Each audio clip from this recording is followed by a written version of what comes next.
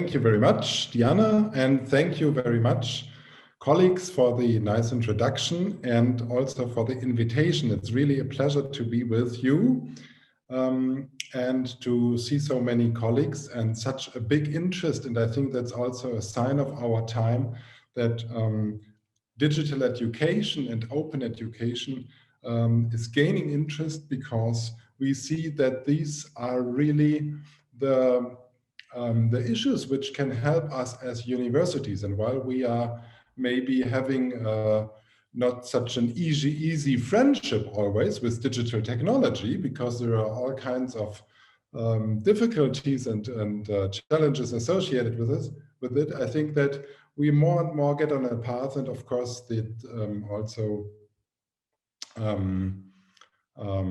pandemic now is really, while it is a terrible thing which is tearing our societies apart and really challenging societal structures in many ways, for our education system, it can mean a good push. So I'm very happy to be here.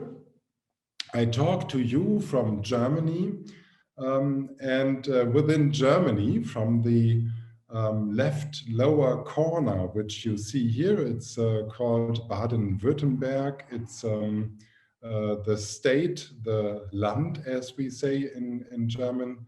It's a federal country. Germany is a federal country with 16 states, and the state just next to the French border and the Switzerland border. So that's where I am today, and I'm a professor of education, management and lifelong learning in Baden-Württemberg, in a university called the Baden-Württemberg Cooperative Higher Education Institution.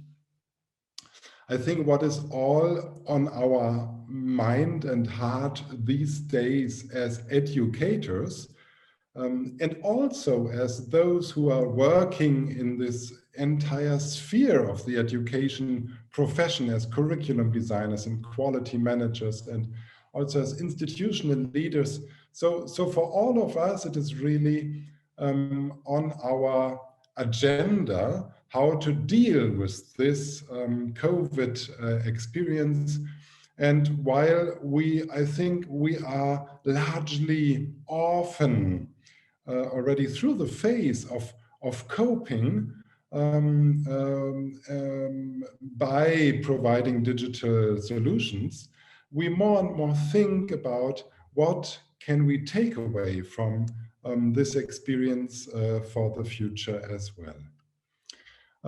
I would like to encourage you to start in your environment, to address colleagues, and to start thinking about, as groups of researchers, of teachers, as faculties, to really think about how can we learn from what we have lived through now, and how can we shape the idea of the university in a way that it afterwards is even better than before. We have actually started to ask students this question. And we have created 2 podcasts. Just 2 weeks after the higher education institutions closed down, we were online with a podcast in which we were interviewing students on their situation, on their strategies. And we are more and more refining this, actually, by asking that not just how do they feel, we are really asking them what do they expect and how do they study.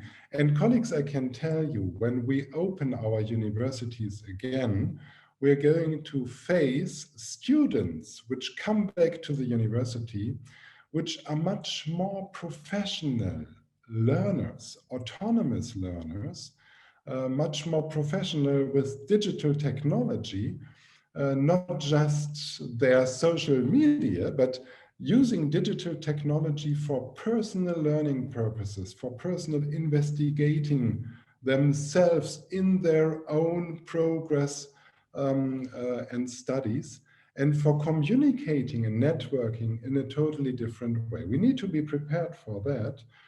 Let me also hint you to this other podcast, which is called Next Normal, nextnormal.eu, where you can find materials from the same podcast in English language. It is our ambition to present and to publish one podcast with student voices from the shutdown for every European country, 27. We have reached, I think, now 13 European countries, and we have some to go, but it's really, really interesting. And these are the people you need to address, you need to tie in, and you need to draw into the discussion. What will the future university be? How can it become even better? Together with the students, let's create this movement. I think that if you go back a couple of years, we were discussing a lot about digital technology and its influence on higher education institutions. And I remember very well, it was an Eden conference actually in Lisbon, when I sat together with a colleague and we were thinking, okay, I think we need to seize the moment and we need to draw together the brightest ideas for higher education and digitalization.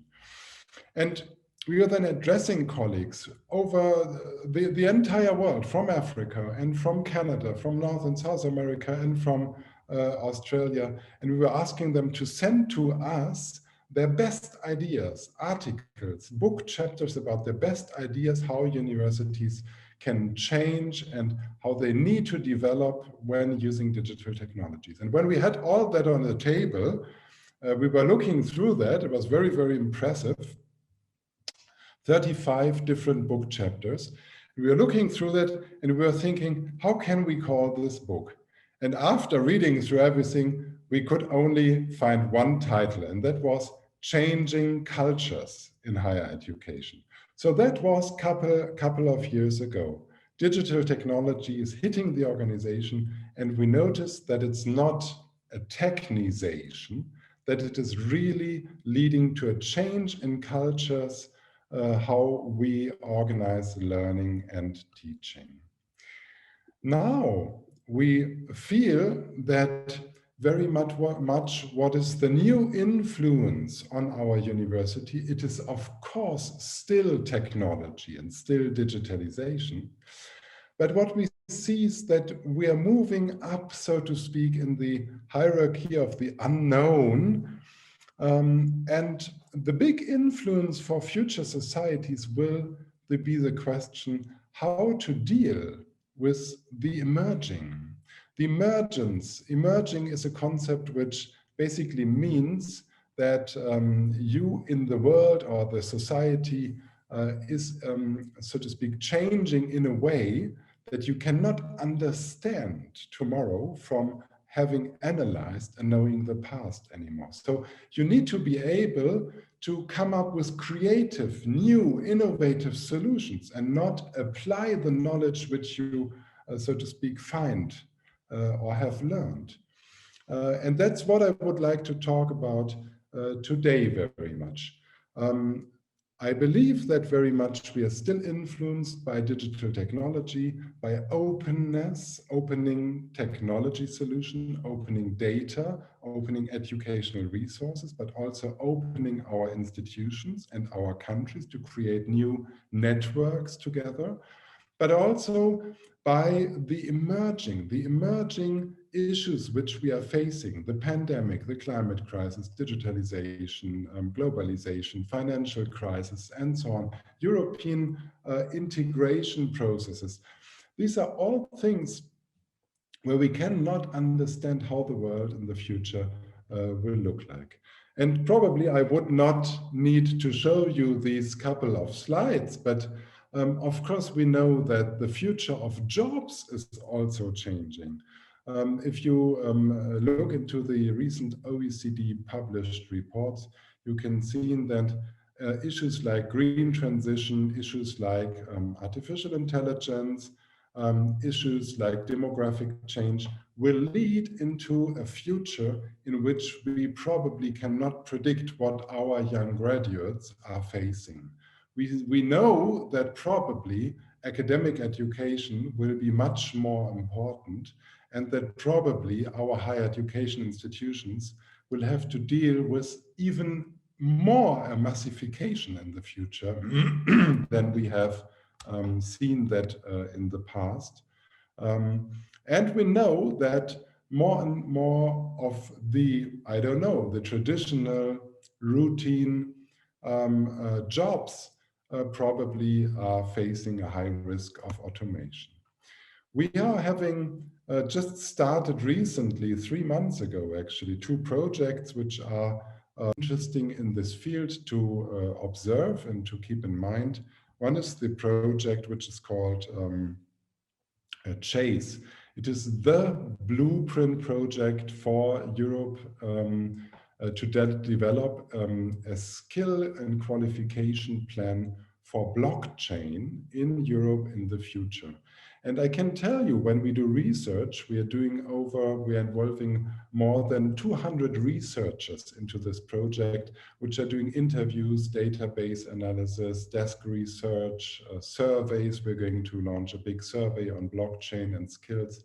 And I can tell you that this is really an emerging market and a moving target also. So you do basically not find any data. So what do you have to do in the future if you don't find data on labor market intelligence, if you don't know how to steer the qualification and academic system towards these important technologies like blockchain and others which are around us. The other one is a network where we very much can see, it's called Encore, where we very much can see that what in this today is important is to network organizations into new educational alliances together. And we would like to bring open educational resources from higher education, from the field of higher education, into the field of businesses as well. And that's also something which we have to see, that businesses are more and more understanding. They need to open up. They need to understand that they have to deal and have to professionalize a fluid intake of information and of educational resources in order to be ready for the future challenges of our society. I talked already about emergence, and we believe in our research group. I have a research group which is called Next Education. We believe very much in our group and around that the emergence will be the theme for higher education, which will create the new story, the new narrative for higher education institutions. We will always continue to deal with the question how to integrate digital technologies, but for what? For quality and preparing young people, our graduates, to deal with the emergent future. We have operationalized this since a long time already as VUCA, volatility, uncertainty, ambiguity, complexity. You probably know this very much. Since about 10, 12 years, we are having this concept of VUCA around. And what we did is we tried to understand how can we in higher education develop a position which future skills, which skills for the future are important for our graduates. We did a big study, and the results of the study have now, after 4 years, been entirely analyzed and published. And today we can share with you our position on future skills. If you go to www.nextskills.org, you will find there all the materials which we have translated from German also into English, and you can download for each of our 17 future skill profiles one card which gives you the definition, the description, the relevance, and also shows you which skills are actually associated with these future skill profiles. You will also find a number of videos in German and English, which you can, and you also can download in open access, that's for free, in German and English, our different books about this issue. In order to arrive to these future skills, we have taken different routes. One route was to have a look into future skills approaches which are already existing. And there are numerous existing, the 21st century skills, citizenships, and competencies. And we took them and we analyzed about 50 of them and had a look, what is their scope, what do they comprise, and we created an inventory which showed the different criteria and the different skills. We found that the recent approaches which were published across the globe, basically, are often quite narrow, actually. They're often focused on digital literacy in a way to express that future skills mean to deal with the digital unforeseen, with the digital world. And we believe that's very, very important. But we also believe that there are more topics. There's a broader challenge, which is, so to speak, not just covering the digital influence on society. We often saw also that they usually have a strong alignment with employability. So future skills are often associated, specifically if they are developed through the World Economic Forum or the OECD, with criteria which are expressing trying to answer the question, how can we prepare our graduates for the future job market? That's an interesting finding, because we were thinking actually that probably when we go out into the companies in which we have done our research, where we asked the responsible persons, what do you need in the future? We were thinking that we would also find digital literacy and future-ready graduates in a way of saying they need to be employable. What we found is that companies today, which are in the forefront of technology, of finance, and so on, that they are having a much broader scope. They are much going beyond employability and technology-ready graduates.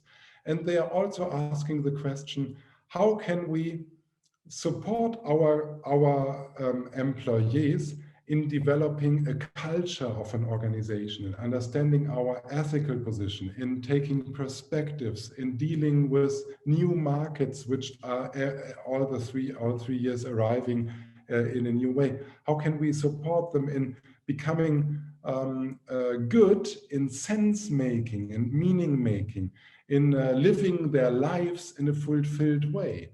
How can we support them in becoming ambassadors for peace and for reach out and for intercultural collaboration?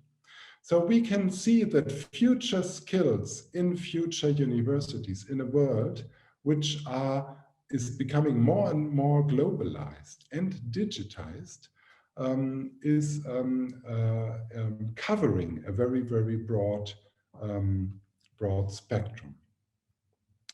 So these are the 17 future skills profiles which we have defined. You can see them here or download them from the web, which I showed you.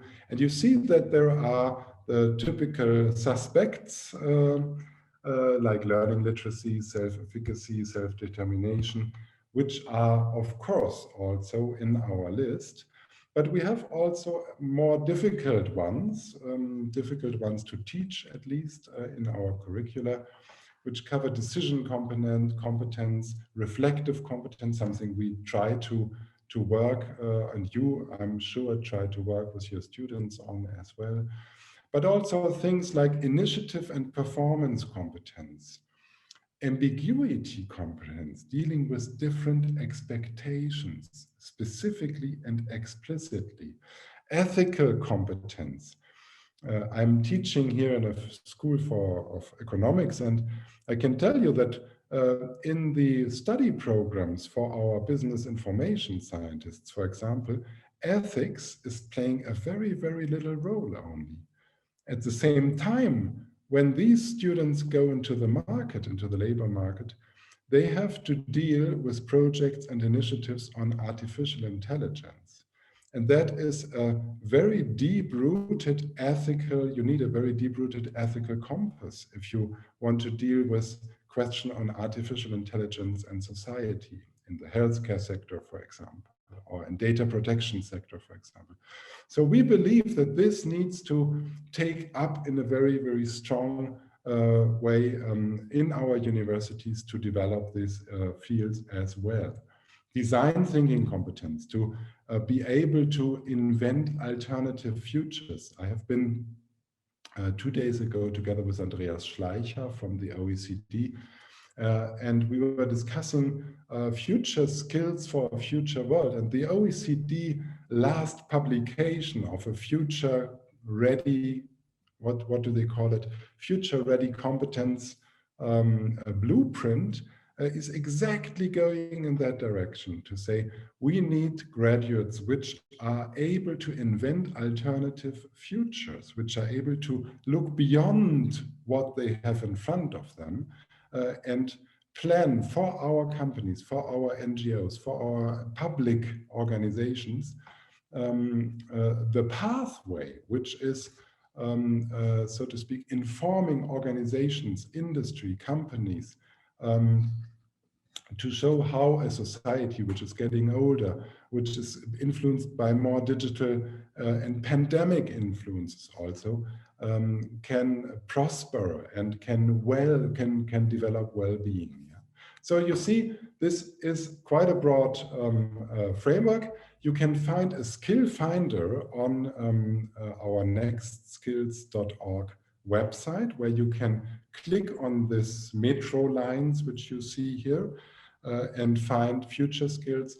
And when we do faculty development workshop with or curriculum development workshops, we usually approach this topic in a way that we are in the first step asking the group of colleagues in front of us to identify those skills where they believe they are already very strong at. So those skills where they are really strong at. And then identify those which they feel they still have a way to go, they need to develop, and which they find really important for their particular context. And then we start working from there. So this is a blueprint for future skills, which you can use also in this selective way to personalize your choice of future skills, your profile as a faculty, as a study program, or as a university. I will share the slide set with you, so I will not go through all the competencies right now, just out of time reasons. And you can find all the materials which are on the web. A second step I would like to tell you is that we also asked, can we structure these 17 skills? And we used in education science quite common structure after looking and analyzing the skills, looking through them and analyzing the skills. And this is a structure which we usually use to differentiate the different dimensions of education. We differentiate the subjective dimension of education, where we say education always has to do with developing a relation between you and yourself. So to learn about yourself, self-development. But then also education has to do with the relation between yourself and the object you're learning about. So mathematics, biology, whatever, you know. And then also education has to do with this relation of developing this relation between you and the world and the social environment in which you are. And we used this and we created inner dimensions for our skill approach, for our future skill approach. We allocated these future skills to these different dimensions, and in the end now receive our three-dimensional future skill approach. All these skills are described in a very, let's say, elaborate way, and it is currently our attempt to look into practices. We are currently screening universities all across the world, actually, and try to find practices from universities which are very, very good and directly targeted at the development of future skills. For example, the Team Academy of Finland, which is organizing a study program all around the creation of a company. So around the startup process. And all, so to speak, subjects and lectures and everything is, so to speak, turned around a team which is supported in starting a company. So that's, for example, an approach, and we have many, many different ones which we are now trying to find, to analyze, and also to make available in our research. Successful action for these emerging futures is never only the result of being good in one particular competence or on one particular dimension. We know that it is the result of an intertwined action competence in a way, if you want, like that. And we are expressing this in our triple helix approach. Yeah, allow me my last minute to spend some minutes, some moments on encouraging you to go to the web and have a look. There are many, many really, really good projects, initiatives, which are dealing with these kind of new education for new skills. Curriculum 4.0 guidelines, for example, or everything else which is trying to frame, to ask higher education how future skills can be integrated and not just add on to the programs. You know, we have been very good in the past 20 years as higher education institutions all around Europe to add on to our programs the key competence institutions and so on and so on.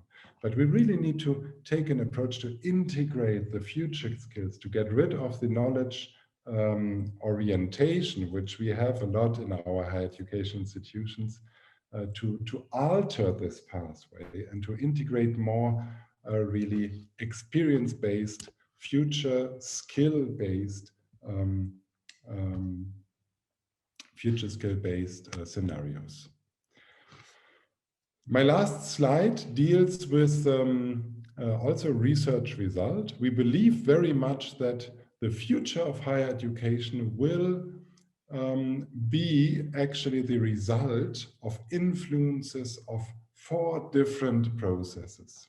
One is the rising importance of future skills, as I explained it.